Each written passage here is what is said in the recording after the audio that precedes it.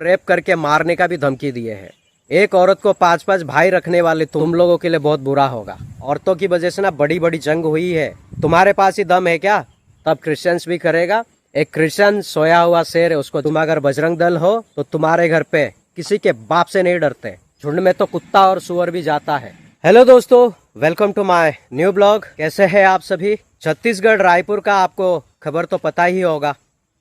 10 अगस्त की बात है, जब हमारी बहनों ने एक कमरे में बैठ के प्रेयर कर रहे थे, तो दोस्तों वहाँ पे कैसे वो बजरंग दल के लोग 250 से 300 लोग वहाँ पे जाकर हमारी बहनों को मारा था। उनकी चुन्नी खींचे थे, उनकी सीने में हाथ मारा था, उनके कपड़े फाड़े थे और उन लोगों को गंदी गंदी इशारे किए थे।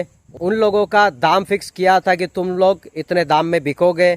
अब दोस्तों बात खुलासा हुई है। बात ये खुलासा हुआ है कि जब हमारे बहनों के साथ ये घटना घटी, हमारी बहनें पुलिस स्टेशन में जाके रिपोर्ट लिखने के लिए गए, एफआईआर दर्ज करने के लिए गए। वहां पर दोस्तों पुलिस वालों ने उनका रिपोर्ट नहीं लिखा। जहां पे लेडीज का प्रॉब्लम होता है वहां पे लेडीज कांस्टेबल जाते हैं, लेकिन वहां पे सारे के सारे जेंट्स पुलिस थे। 1 घंटे बाद लेडीज कांस्टेबल वहां पे जाती है और हमारे ही बहनों को उठा के लेके जाती है, रिपोर्ट दर्ज कराने लेके जाती है अपनी गाड़ी में बिठा के। दोस्तों पूरे शहर का चक्कर लगाते, लेकिन उनका रिपोर्ट दर्ज नहीं होता और वो पुलिस स्टेशन पहुंचते ही नहीं है। पुलिस उनको गाड़ी में बिठा के शहर भर में घुमाती है, लेकिन पुलिस स्टेशन लेके नहीं जाती। और उन बहनों का एफआईआर 10 दिन के बाद दर्ज किया गया है। तो ये समझते हैं आप लोग पुलिस वाले उनके साथ ऐसा क्यों कर रहे हैं? और मैं उन पुलिस वालों को एक बात कहना चाहता हूँ, जिन लोगों के टैक्स की वजह से तुम लोगों को सैलरी मिलती है ना, तुम लोग उनके साथ ही बदतमीजी करते हो।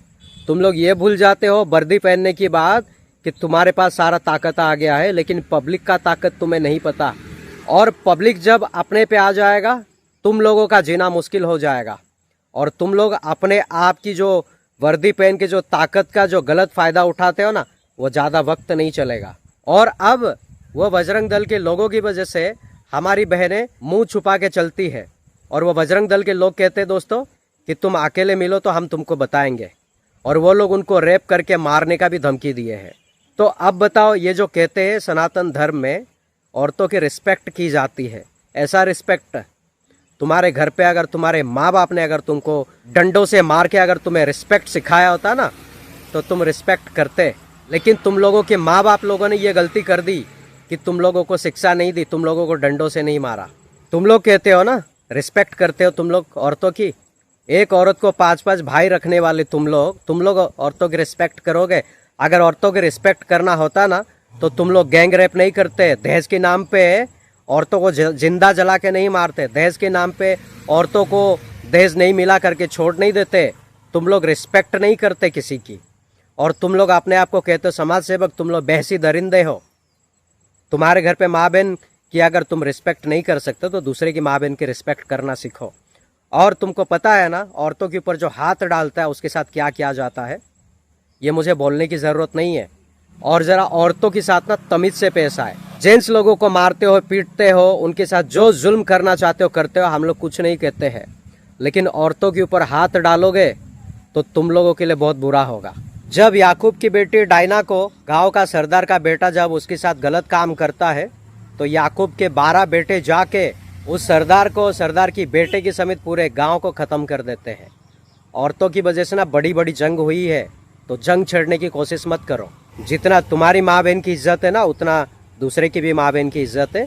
तो दूसरे औरतों की इज्जत करना सीखो।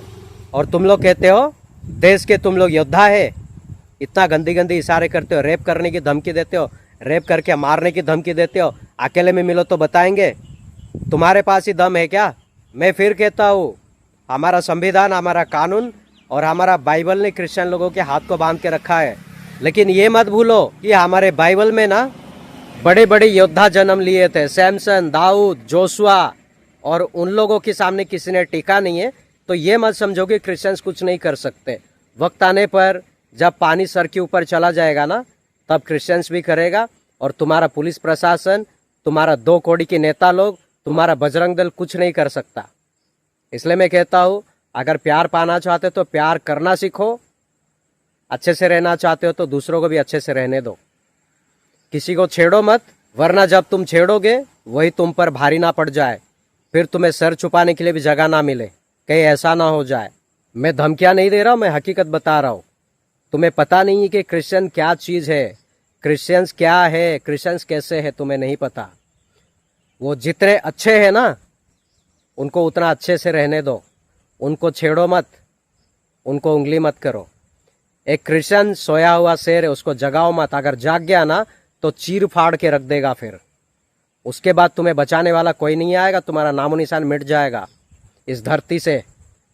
और जितने लोग आज तक क्रिश्चियंस के ऊपर हाथ लगाए ना, हमारा परमेश्वर ने कभी किसी को नहीं छोड़ा है।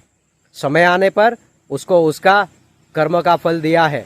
इसीलिए क्रिश्चियंस कभी किसी की फटे में टांग नहीं अड़ाते, कभी किसी के साथ झगड़ा नहीं करते। कोई मारता है तो भी सर झुका के मार खा के जाते हैं।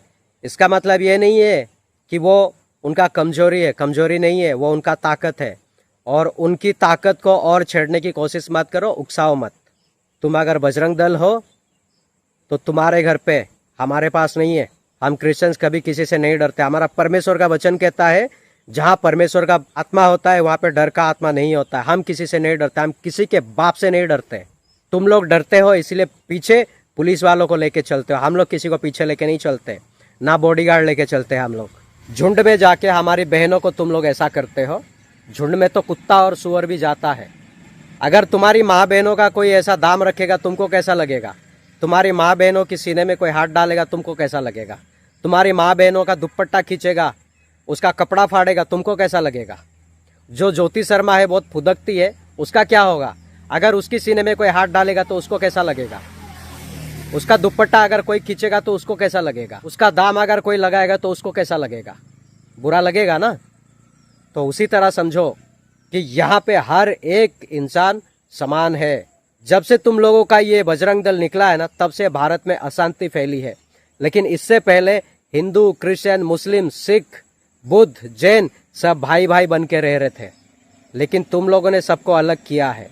इसका खमियाजा तो तुम लोगों को भुगतना ही पड़ेगा। आज नहीं तो कल, 10 साल बाद भी भुगतना ही पड़ेगा।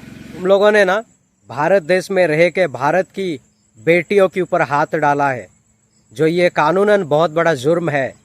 चलो, कानून और पुलिस वाले हमारी नहीं सुनते, लेकिन उससे बड़ा हमारा परमेश्वर है जो हमारा सुनता है। और समय आने पर ना वो अपना काम करता है। और तुम लोगों के साथ तो वो करेगा जरूर, क्योंकि हम अपने परमेश्वर को ना आंख बंद करके भरोसा करते हैं। तुम लोगों की तरह नहीं, जो तुम लोग कहते हो हम धर्म की रक्षा करेंगे तो धर्म हमारा रक्षा करेगा।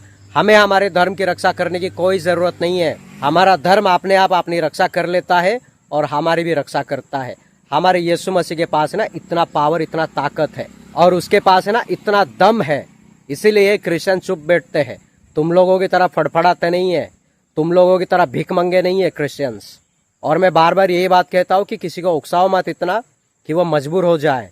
और जिस दिन वो मजबूर हो जाएगा, शरीफ जब शराफत छोड़ता है ना, वो कौन सी हद तक जाता है ये किसी को नहीं पता। ये बात याद रखना तुम लोग।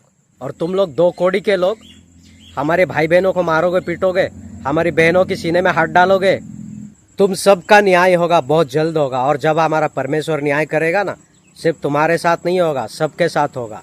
और तब तुम लोग देखोगे और तब तुम लोग जानोगे जो हमारा परमेश्वर है ना, एकलौता परमेश्वर है, वो पूरी दुनिया पे भारी पड़ने वाला परमेश्वर है। उसकी एक आवाज पर लाखों करोड़ों स्वर्गदूत आके ना तुम लोगों की वाट लगा सकते हैं।